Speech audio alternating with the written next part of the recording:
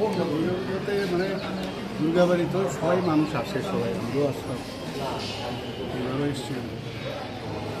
ওদের মানুষের মধ্যে একটা উৎসাহ আনন্দ আছে,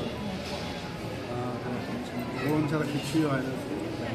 আর দুর্গাপুজো তো বাঙালিদের জন্য, এখন তো শুধু আগে ভাবতাম বাঙালিরাই বুঝি দুর্গাপুজো। এটা তো এই দুর্গাবাড়ির ইতিহাস তো সবাই জানে, মহারাজাদের আমল থেকে এখানে পুজো হয়, এই জাতি জনজাতির দুর্গাপুজো। এবং সবাই ভগবানের কাছে প্রার্থনা করে যেন সবাই সুস্থ থাকে, শান্তিতে থাকতে পারে এবং দুবেলা যেন খেয়ে থাকতে পারে মিনিমাম। সবাই চাই উন্নয়ন, আমরাও আমাদের রাজ্য সরকার আমরা চেষ্টা করছি মানুষের মুখে হাসি ফোটানো, নানাভাবে চেষ্টা করছি বিভিন্ন উন্নয়নমূলক কাজ করা, যাদের ঘর নেই ঘর দেওয়া, যাদের বাড়িতে জল এখনও প্রায় 86% আমরা করেছি, হচ্ছে জল যাতে বাড়ে।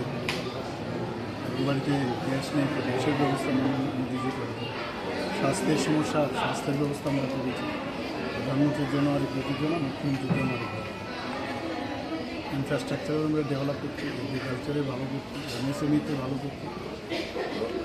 সর্বাঙ্গীন একটা মানুষের মনে একটা আনন্দ আছে যে এই গভর্নমেন্টের উপর মানুষের একটা আস্থা, এই আস্থার বিষয়টা আসাতে মানুষ এখন যেভাবে দেবদেবীদের পূজা করছে, আপনারা দেখেছেন যে 12 মাসে 13 পার্বণ হয়, কিন্তু বাইরের থেকেও অনেক পুজো যেগুলো আমাদের এখানে হতো না সেটা হচ্ছে।